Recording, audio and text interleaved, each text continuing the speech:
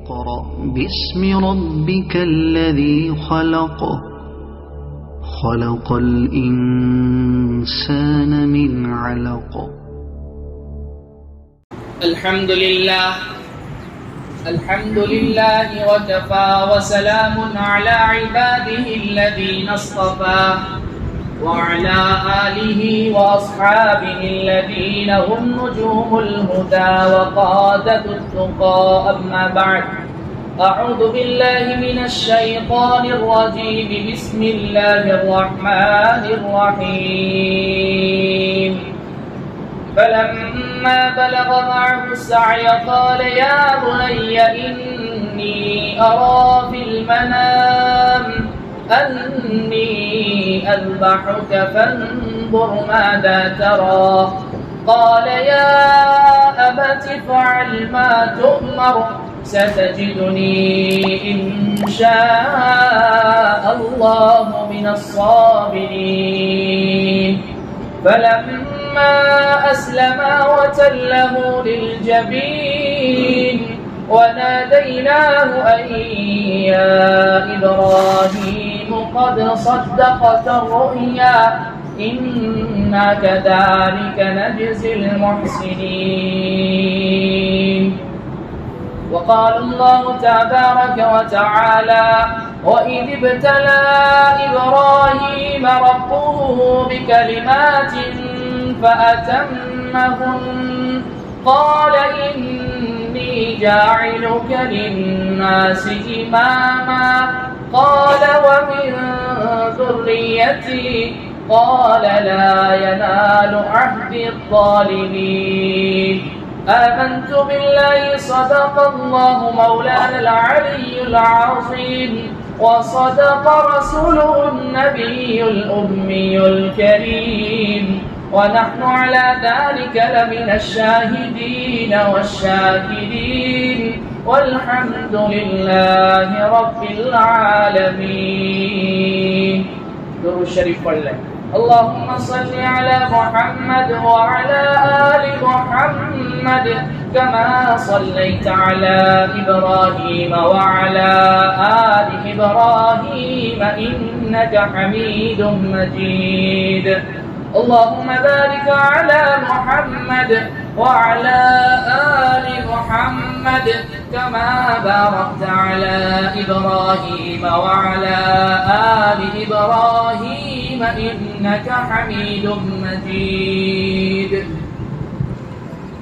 میرا عزیزو پیارو بزرگو، اللہ کے رسول پر ایمان رکھنے والے میرے دین عظیم بھائیو، اللہ رب العزت نے انسانوں کی ہدایت کے لیے کم و بیش 1.25 لاکھ انبیاء علیہم السلام صلوات و تسلیمات کو دنیا میں بھیجا، اور ان میں ایک جلیل القدر پیغمبر سیدنا ابراہیم خلیل اللہ علیہ السلام بھی ہے، جنہیں اللہ رب العزت نے دیگر انبیاء پر ایک امتیازی پوزیشن عطا فرمائی اور خلیل اللہ کا ٹائٹل عطا فرمایا اور ابو الانبیاء جو کہلائے.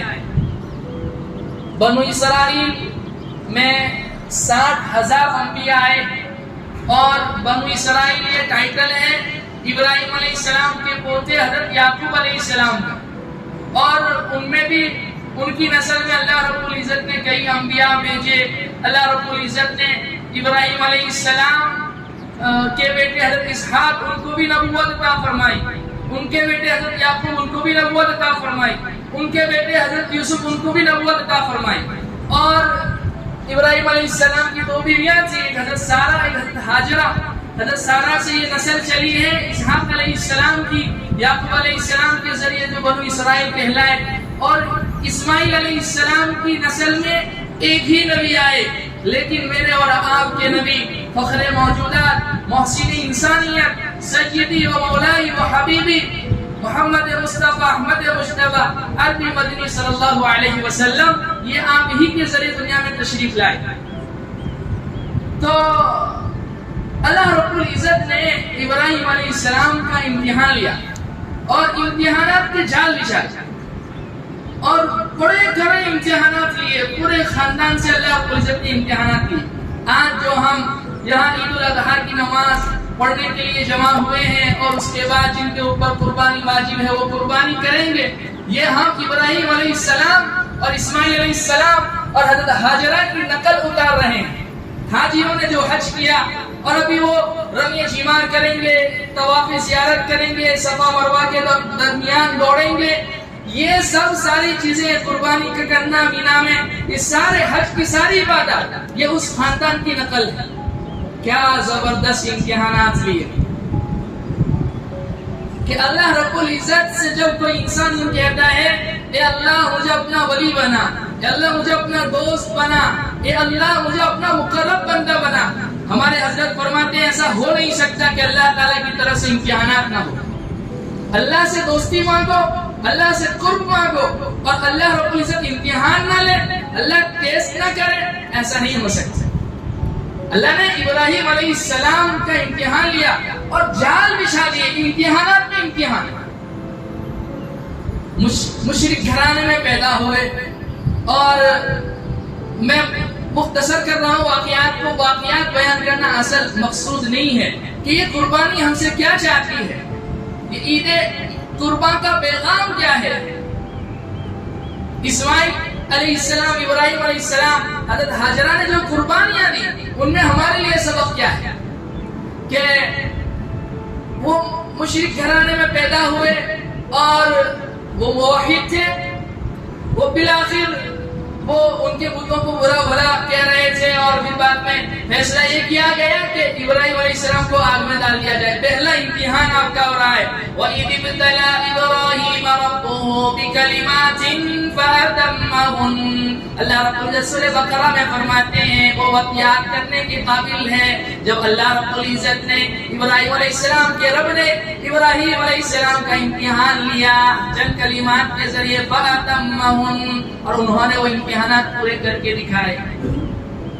قال انی جاعلک للناس اماما, اللہ نے فرمایا اے ابراہیم میرا یہ وعدہ رہا کہ میں قیامت تک آنے والی نسلوں کے لیے, قیامت تک آنے والی انسانیت کے لیے تمہیں امام اور پیشوا بنا رہا ہوں. تو فوراً اللہ کی طرف سے جب یہ درخواست ہوئی, یہ پیشکش کی گئی, تو فوراً کہہ دیا قال ومن ذریتی, اے اللہ اس منصب میں, اس عہدے میں میری نسل کو بھی شامل فرما. اللہ نے فرمایا لا ینال عہد الظالمین, ظالم لوگ میرے عہد کو پا نہیں سکتے. ابراہیم علیہ السلام کو اللہ نے دنیا کا امام بنایا اور امام الانبیاء بنایا, ابو الانبیاء بنایا, انبیاء کے باپ. اسحاق علیہ السلام سے جتنی نسل چلی, جتنے بھی انبیاء آئے, ان تمام انبیاء کے بعد. اور ہمارے نبی حضرت محمد مصطفیٰ عربی صلی اللہ علیہ وسلم کی بھی آپ ابراہیم علیہ السلام باپ ہیں. تو نمرود کی آگ سے پہلا امتحان لیا گیا, اور جب آگ میں ڈالا جا رہا تھا اور وہ آگ ایسی تھی مہینہ اس آگ کو جلایا گیا, اوپر سے پرندہ نہیں گزر سکتا تھا, ایسی آگ میں آپ کو منجنیق کے ذریعے ڈالا گیا ہے. اور جب آگ میں ڈالا جا رہا ہے, آگ کا فرشتہ آ گیا اور کہنے لگا ابراہیم کوئی ہیلپ چاہیے, کوئی مدد چاہیے, آگ کو میں ٹھنڈا کر دوں. کہا نہیں نہیں, جاؤ اپنا کام کرو, آگ کا بنانے والا دیکھ رہا ہے. اللہ اکبر, پہلا امتحان, اور امتحان میں امتحان. کیا کہا, آگ کا بنانے والا مجھے دیکھ رہا ہے. اور اللہ رب العزت نے پھر آگ کو حکم دیا قلنا یا نار کونی بردن وسلاما علی ابراہیم, خبردار تیرا کام ہے تو جلانا, میرے خلیل کو نہیں جلانا ہے. کونی بردن وسلاما علی ابراہیم, ٹھنڈی بھی ہو جا اور سلامتی والی بھی ہو جا. ٹھنڈی زیادہ ہو تو بھی انسان کو تکلیف ہوتی ہے, گرمی زیادہ ہو تو بھی انسان کو تکلیف ہوتی ہے. آگ ایسی شکل اختیار کر لے کہ میرے خلیل کو گرمی بھی نہ لگے, ٹھنڈی بھی نہ لگے. ہاں, پہلے امتحان سے نکلے ہیں. پھر ہجرت کا حکم ہوا اور ہجرت کر کے اپنی بیوی کے ساتھ حضرت سارہ کے ساتھ نکلے ہیں. ایک ظالم بادشاہ کے پاس سے گزر ہوا, وہ خوبصورت عورتوں کو جو ہے اپنے قبضے میں لے لیتا تھا. حضرت سارہ بہت خوبصورت تھی. کسی نے جا کر بادشاہ کو جو ہے چاپلوسی کر دی کہ ابراہیم اپنی بیوی کے ساتھ کسی عورت کے ساتھ آ رہے ہیں. ابراہیم علیہ السلام کے پاس ایک آدمی تفتیش کرنے کے لیے آیا. کہا یہ کون ہے آپ کے ساتھ جو عورت ہے؟ کہا میری بہن ہے. اور اس پورے معاشرے میں سوائے حضرت ابراہیم کے حضرت سارہ کے کوئی مومن نہیں تھی. اور قرآن کہتا ہے مومن آپس میں بھائی بہن ہے. لہذا حضرت ابراہیم نے توریہ کیا، حضرت سارہ سے کہا مجھے جھوٹا نہ کہلوانا، مومن آپس میں بھائی بہن ہیں، وہ جب پوچھے تو کہنا ہم بھائی بہن ہیں۔ جب وہ پورے ارادے کے ساتھ آیا ہے، بہرحال میں واقعات کو مختصر کر رہا ہوں، اس کو فالش اور پیرالائز ہو گیا۔ حضرت سارہ نے دعا کی، اے اللہ، جب حضرت سارہ کے اندر بلایا گیا 2 رکعت نماز پڑھی اللہ سے اور دعا کی، اللہ میں نے آج تک میرے کو کسی غیر محرم نے نہیں دیکھا ہے سوائے میرے شوہر کی، میری بھی حفاظت فرما، میری عصمت آبرو کی حفاظت فرما، اس ظالم کے چنگل سے مجھے بچا۔ اللہ نے پیرالائز لگوا فالش کر دیا، تو وہ جب جیسے زمین پر گرا حضرت سارہ گھبرا گئی، کہیں یہ مر جائے اور کوئی یوں نہ کہے کہ حضرت سارہ نے اسے قتل کر دیا ہے۔ یاد اللہ سے دعا کی، اللہ نے پھر سے ٹھیک کر دیا، اس نے عبرت نہیں حاصل کی، 2 بار سے اس طریقے سے کیا اور ہر مرتبہ اسے فالج ہوتا چلا گیا۔ بالآخر حضرت سارہ نے دعا کی، وہ ٹھیک ہو گیا اور اس نے اپنے درباریوں سے کہا کہ یہ کوئی شیطان عورت ہے جو جادوگرنی ہے، اس کو یہاں سے دفع کرو، ابراہیم کے پاس لے جاؤ اور اپنی ایک باقی حضرت ہاجرہ کہا کہ ہاجرہ گفٹ میں دے دو، اور حضرت ہاجرہ کو لے کر حضرت سارہ آئی۔ حضرت سارہ سے کوئی اولاد نہیں تھی، بوڑھی ہو چکی ہے، اور حضرت ابراہیم کی پھر نکاح ہوا حضرت ہاجرہ سے اور منت سماجت کی اور بیٹا پیدا ہوا۔ 60 سال دعا کرتے رہے، بڑھاپے کی عمر میں 86 برس کی عمر میں بیٹا ملا ہے، 82-86 برس کی عمر میں بیٹا ملا ہے۔ منت سماجت کر کے اللہ سے رو رو کے مانگا، رب هب لی من الصالحین، اللہ نیک صالح اولاد عطا فرما دے، اللہ نیک صالح ہونہار بیٹا عطا فرما دے۔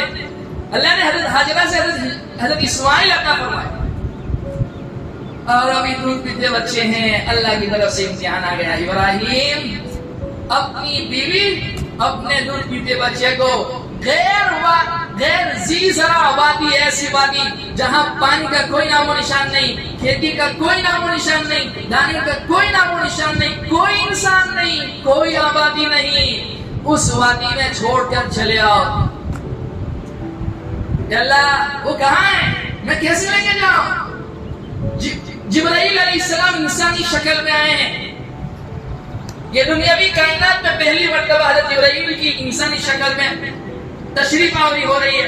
آگے اونٹ پر حضرت جبرائیل ہے اور پیچھے حضرت ابراہیم، حضرت اسماعیل اور حضرت ہاجرہ ہے، اور جہاں آج کعبۃ اللہ ہے ٹھیک ہو وہی جگہ پر حضرت اسماعیل اور حضرت ہاجرہ کو چھوڑ کر ابراہیم علیہ السلام واپس ہو رہے ہیں۔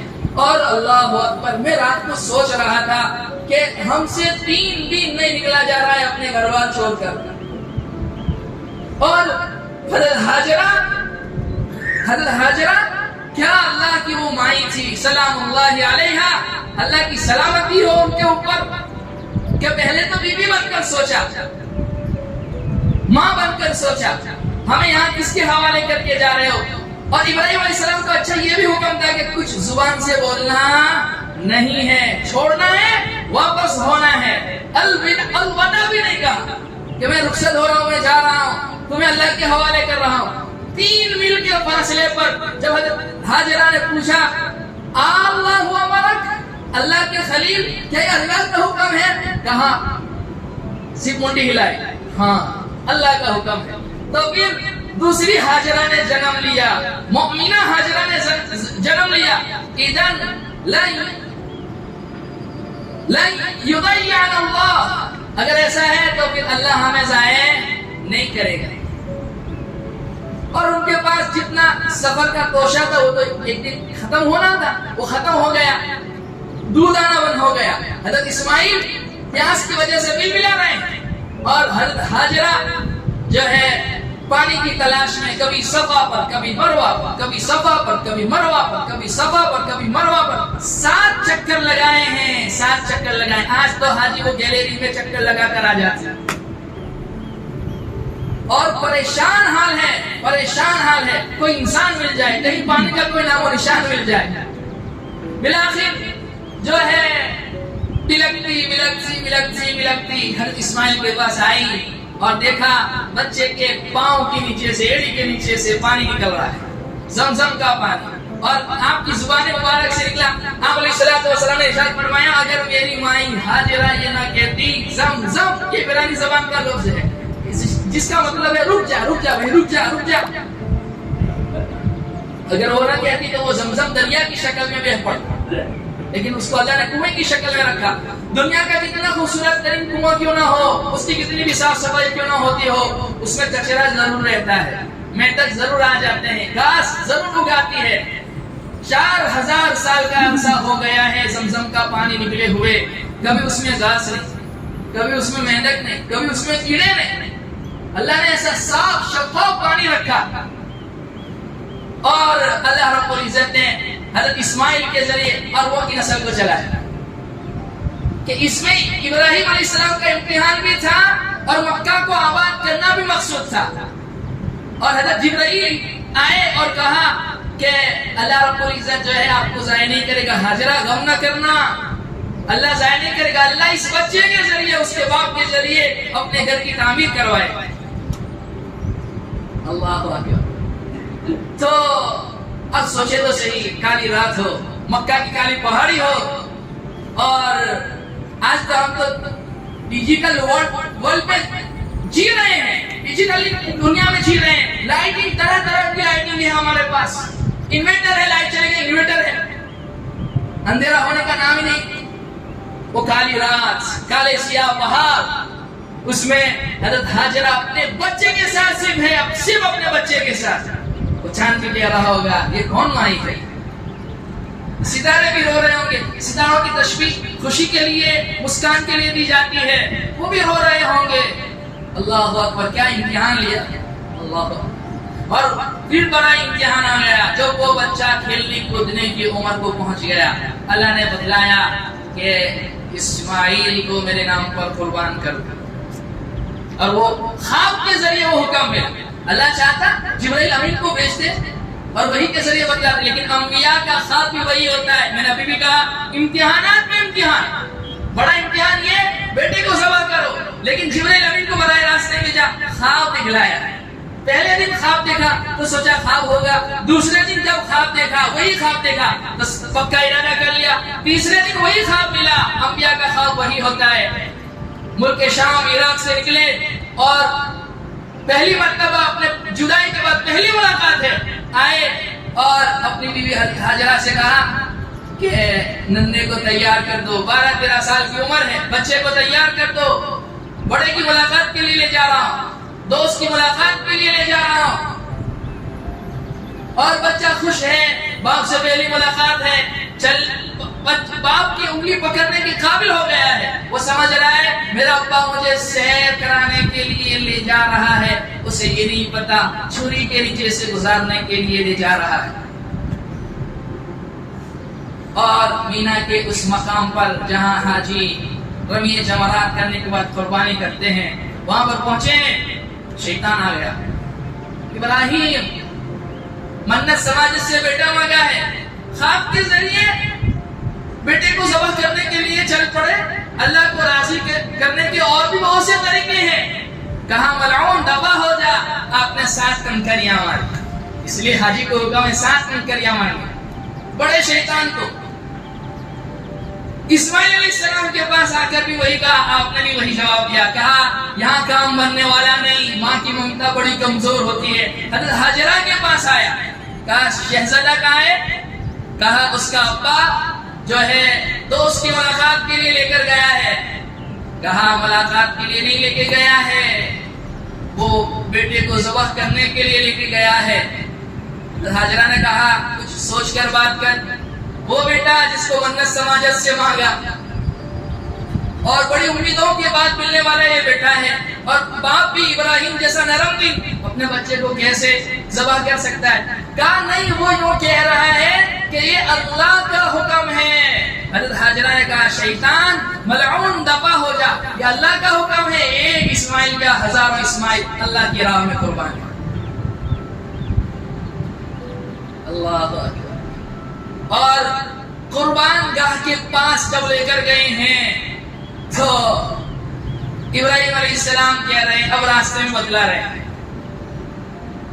اللہ نے ان کی دعا کا پہلے تذکرہ کیا، ربی حب لی من الصالحین، کہ اللہ نے ایک صالح ہونہار بیٹا عطا فرما۔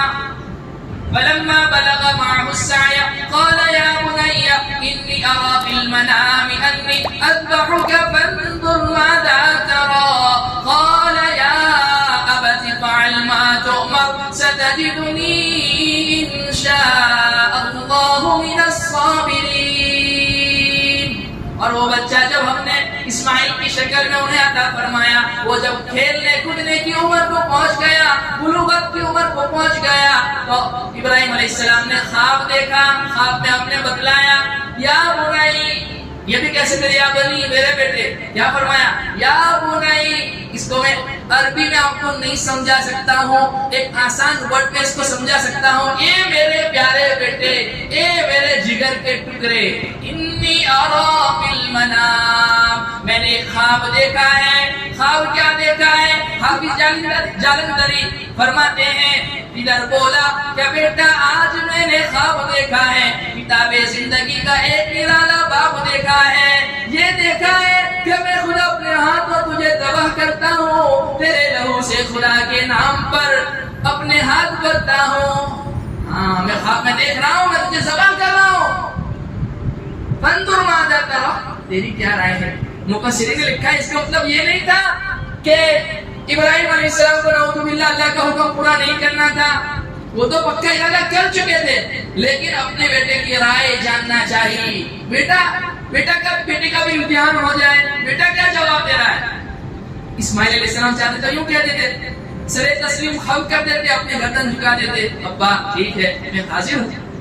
یہ بھی امتثال امر تھا، یہ بھی حکم کو بجا لانا تھا، یا یوں کہہ دیتے زبان سے، اے اللہ، اے ابا، اللہ نے آپ کو جو دکھلایا ہے وہ کر گزریے، میں اس کے لیے بھی ایگری ہوں، ریڈی ہوں۔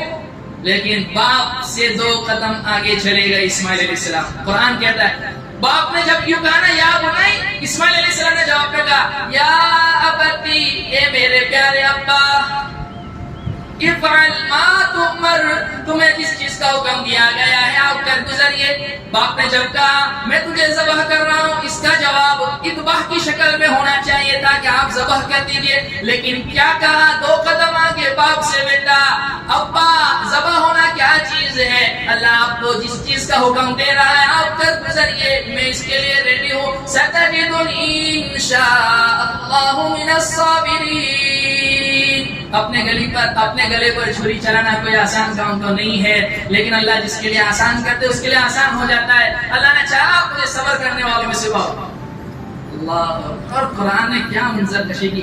آج تو حاجی جو ہے جب کی رمی کر کے فون کر کے بتلا دیتا ہے، فون پر ہی پوچھ لیتا ہے کہ میری قربانی ہوئی یا نہیں ہوئی، وہ جا بھی نہیں سکتا، تھک جاتا ہے۔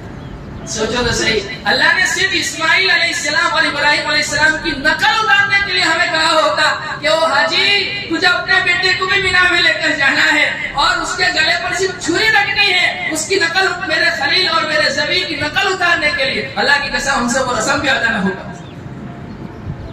عقل کے خلاف نہیں ہے، عقل کا کوئی میزان اس کو توڑ نہیں سکتا، عقل میں آنے والا حکم نہیں ہے۔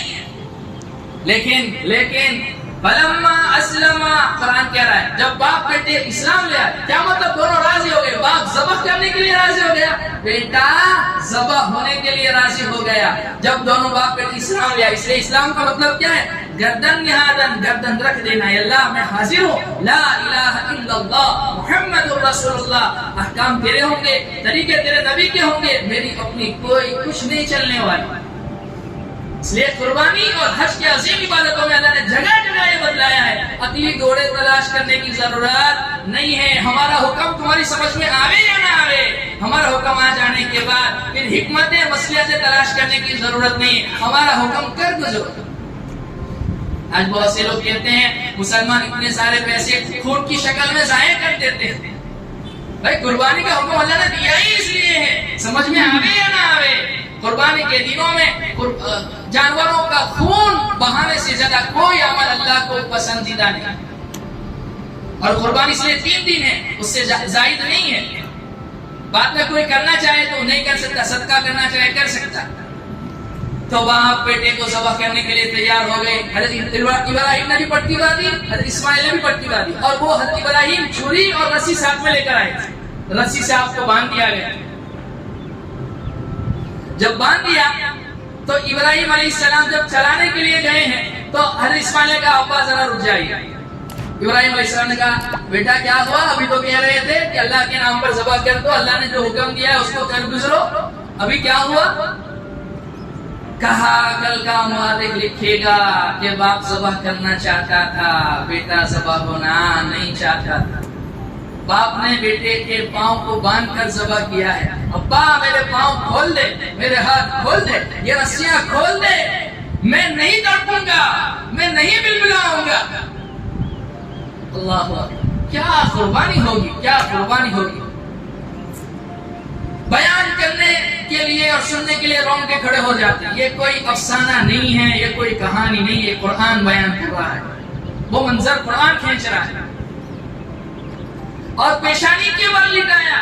اور روایتوں میں یہ بھی آیا ہے کہ ابراہیم علیہ السلام نے حضرت اسماعیل سے کہا ابا میرا کرتا نکال لے, میرے کپڑے نکال لے اور اس کو سمیٹ کے رکھ دے. جب میرے گلے پر چھری چلے گی تو خون کے چھینٹے اڑیں گے اور میرے لباس پر لگیں گے. میری والدہ جب دیکھے گی تو وہ ملال کرے گی, رنج کرے گی.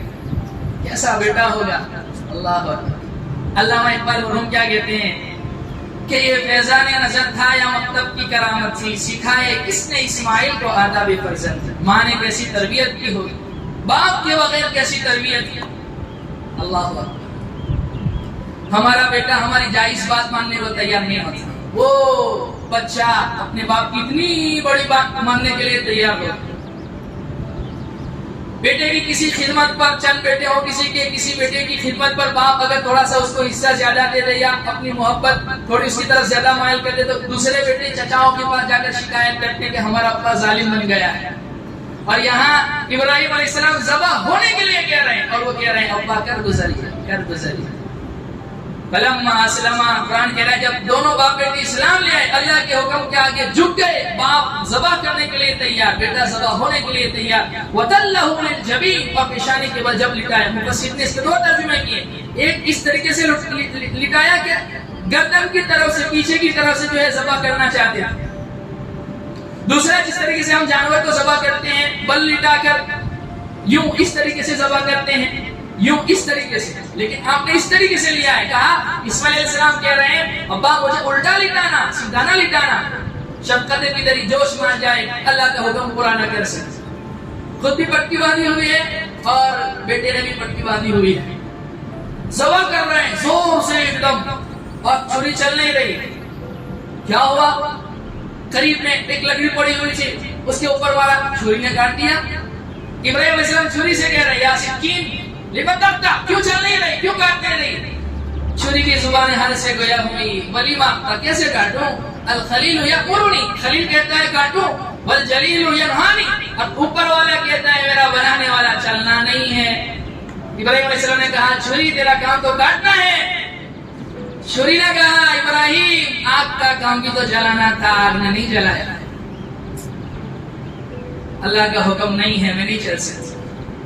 تو انہوں نے پھر تو کہہ دیتے ہیں جان چھوڑنے کے لیے چلو میں نے تو کر دیا, لیکن اب کیا اللہ کی طرف سے نہ ہے. لیکن پھر سے کہ کہیں کوئی اور امتحان نہ ہو, کہیں اللہ ناراض نہیں ہو گئے. پھر سے دوبارہ ذبح کرنے کے لیے جب لیا ہے اور زور سے چلایا ہے تو خون جو ہے بہہ پڑا. ابراہیم علیہ السلام کی آنکھوں پر تو پٹی تھی, آپ خوش ہوئے, اللہ کا حکم پورا ہوا.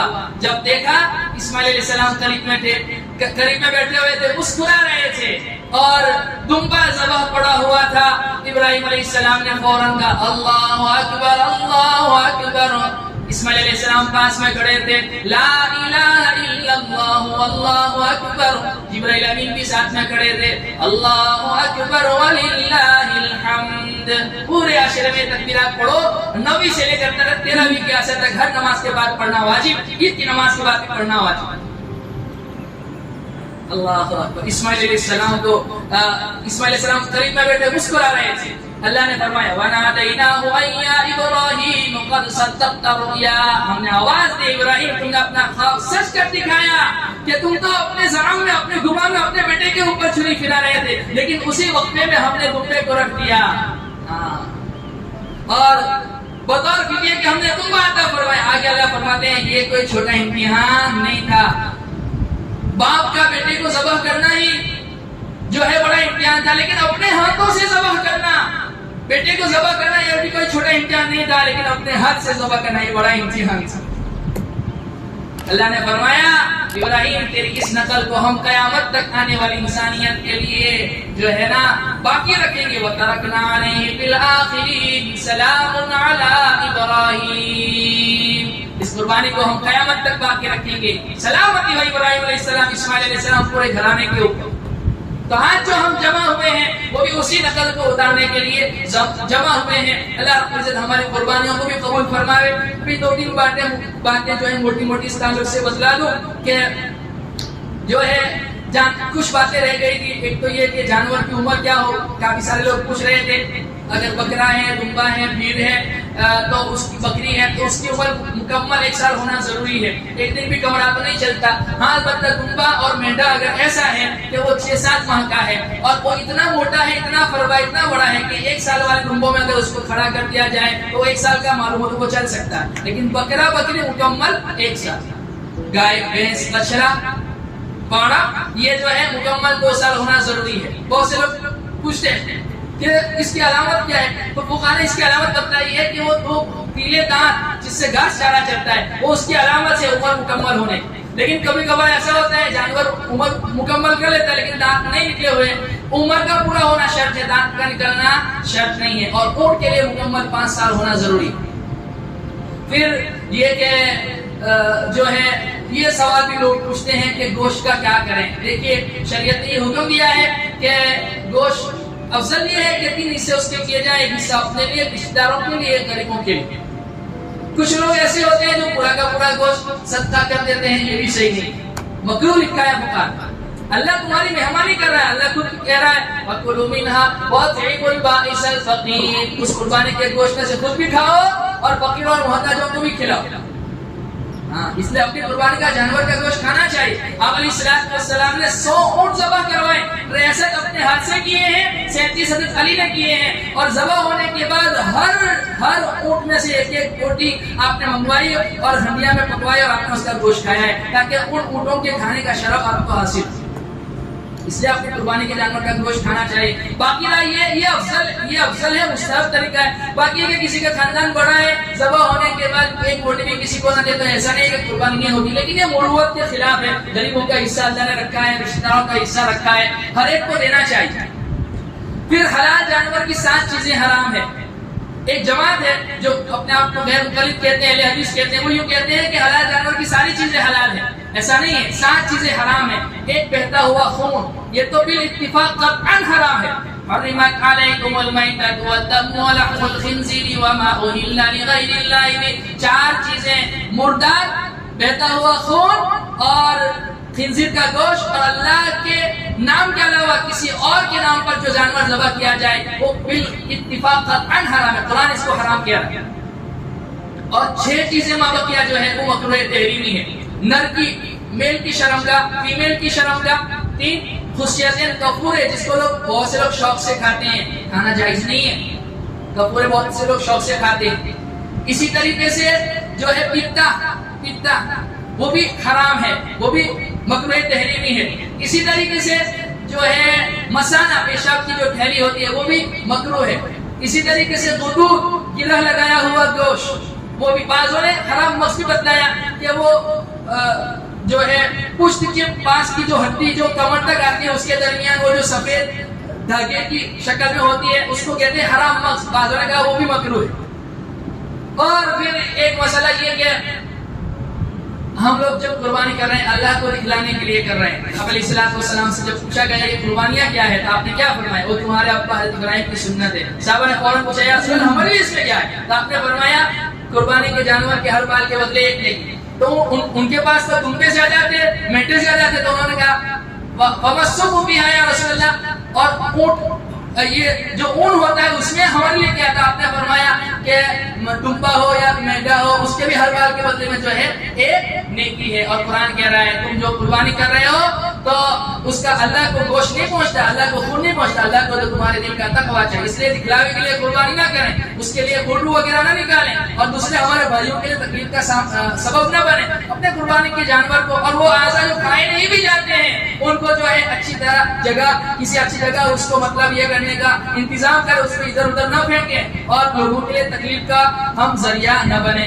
اور اس طریقے سے جو ہے جو حضرت، اچھا یہ مسئلہ سب سے زیادہ امپورٹنٹ ہے ذبح کرنے والوں کے لیے. عامةً ایسا ہوتا ہے کہ ہمارے یہاں جو ذبح کرنے والے آتے ہیں وہ گٹکا اور پان وغیرہ کھانے کے عادی ہوتے ہیں اور وہ سب بھی دبائے ہوئے ہوتے ہیں. حالانکہ اس وقت جو ہے ذبح کرنے والا اگر مطلب جس کی قربانی ہے وہی ذبح کرے تو افضل ہے، لیکن اگر وہ نہیں کر سکتا ہے، کسائی کے پاس کروا رہا ہے تو جو ہے نا ذبح کروائے تو اس وقت جو ہے اس کا منہ صاف کروائیں، اس کو کہیں کہ بھائی اللہ کے واسطے 5 منٹ کے لیے نکال لے، بعد میں تجھے کھلاؤں گا.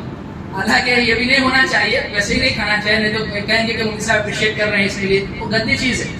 لیکن جو ہے اگر 2 آدمی ایک ساتھ ذبح کر رہے ہیں تو دونوں کا بسم اللہ اللہ اکبر پڑھنا ضروری. کسی ایک نے بھی نہیں پڑھا تو پورا جانور حرام ہو جائے گا. اس مسئلے کو یاد رکھیں، اچھی طریقے سے یاد رکھیں. اور پھر جانور کو جو ہے نا ذبح کرنے کے بعد تھوڑا سا ٹھنڈا ہونے دیں. یہ لوگ پیسے کمانا کے چکر میں فٹافٹ فٹافٹ فٹافٹ چالو کر دیتے ہیں. یہ تمہاری جان کا فدیہ ہے، تمہاری جان کا فدیہ ہے. اس کو جو ہے اطمینان سے ٹھنڈا ہونے کے بعد اس کو اتاریں اور اچھی طرح، اور چھری تیز ہو، پہلے اس کو کچھ کھلا دیں پھر دعائیں وغیرہ پڑھیں جو بتلائی گئی ہیں، اور پھر بعد میں قربانی ہونے کے بعد یوں کہے اللہ اس قربانی کو میری طرف سے قبول فرما، جیسے تم نے اپنے خلیل اور اپنے حبیب حضرت ابراہیم اور حضرت محمد مصطفیٰ صلی اللہ علیہ وسلم کی جانب سے قبول فرمایا. اس طریقے سے جانور کو ذبح کرے. تو یہ چند باتیں تھیں، چند گزارشات تھی جو آپ سے عرض کرنی تھی. اللہ ہم تمام کو کہنے سننے سے زیادہ عمل کی توفیق عطا فرمائے.